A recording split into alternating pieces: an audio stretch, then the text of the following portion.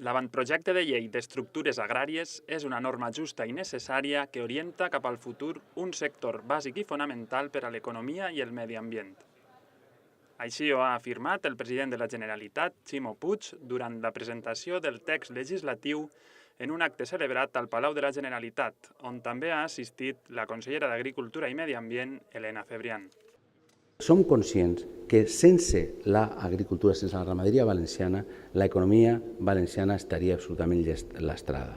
Que hi ha unes possibilitats enormes i que tenim que enviar un missatge d'absoluta confiança en el sector i d'absoluta confiança en el que significa el desenvolupament rural i l'absoluta confiança en la superació dels desequilibris enormes que existeixen en la nostra comunitat.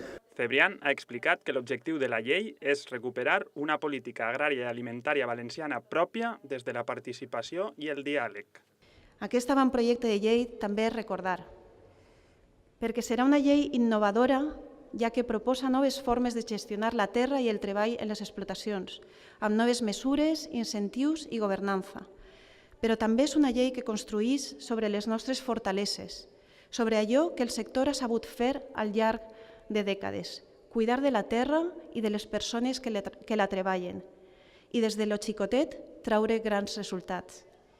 Al cap i a la fi és recordar el que som per a innovar, per a portar el sector agrari cap al futur que es mereix, retornar-li la il·lusió i l'orgull pel paper indiscutible que complix en la nostra societat.